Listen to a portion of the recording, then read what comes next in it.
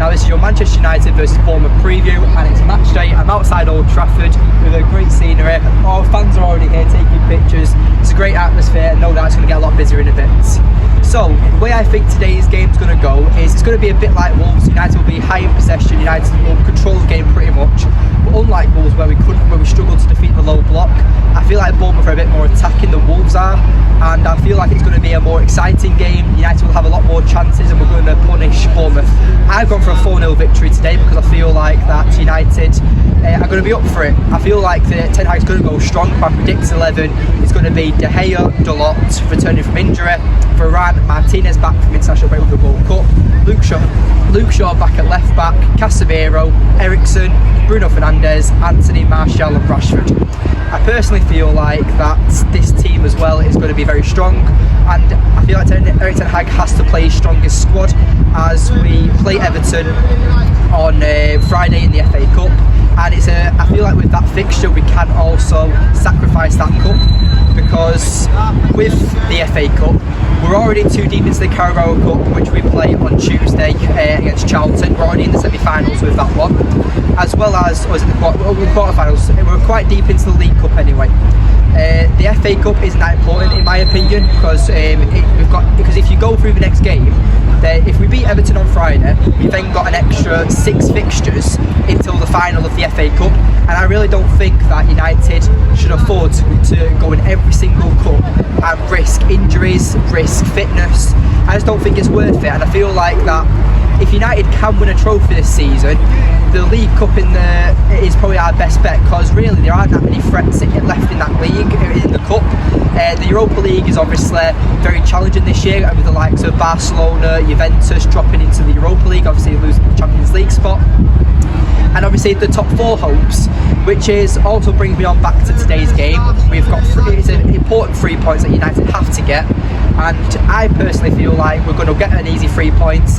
And if Newcastle draw or lose today against Arsenal, then United go joint 3rd, which is incredible, because at the start of the season, me included, I personally thought that United have no hopes of getting top 4. But a lot of people said that Arsenal would be in the title race, and look what's happening. This is why the Premier League is the best league in the world, due to the fact that United, well not just United, the Premier League is just unpredictable. And for so long we've had the City dominance, we've had the Liverpool dominance, and it's good to see a team like Arsenal challenging for the league. It's good to see that Liverpool are dropping points. It's like last night's game where Brentford beat Liverpool 3-1 was a great fixture, because the fact that United didn't have to play, and it felt like we earned 3 points, because obviously our rivals who are challenging us for top 4 are dropping points, which helps out United, which takes off a lot of pressure off the fans and the players and Erik ten Hag. And I still think that United won't get top 4, because if we don't invest in January, then we're going to struggle massively when it comes to the later fixtures. Because if you think about it, because we're right now in our last 3 fixtures, we've played Nottingham Forest, we've played Wolves, and tonight we play Bournemouth. If that was in April, May time, near the end of the season, when then teams only play once a week, and United are deep into the League Cup, we're deep into the Europa League, and we'll keep challenging for top 4, United are playing twice a week, guaranteed.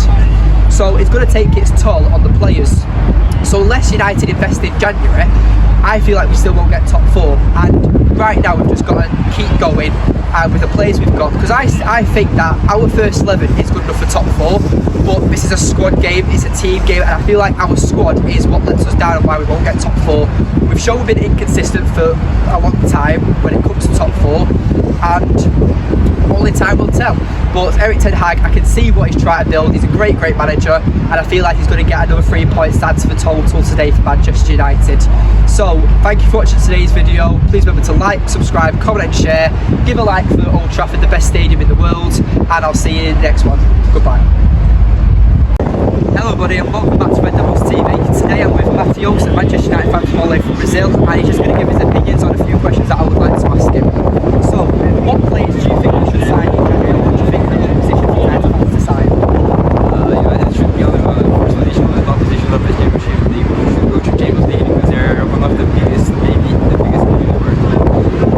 the base that United belongs to. Okay, so Champions League football is where things should be, yeah? Yeah. What do you think is our best position? So now we've lost Ronaldo. Do you think we should sign a striker in January?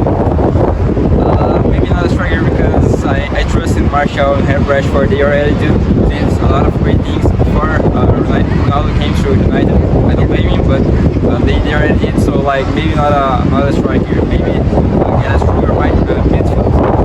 But I think it would be better. Okay, so you said midfield. So what midfielder? So would you sign attacking, more creative, or would you sign a box-to-box or a defensive type?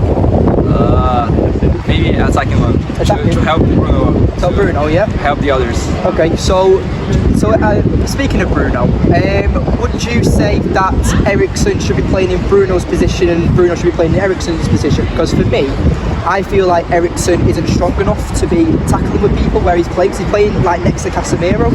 So I feel like that Eriksen should be playing where Bruno is, and Bruno should play where Eriksen is, because Bruno actually likes to get into a challenge and stuff. I guess that Eriksen, he works like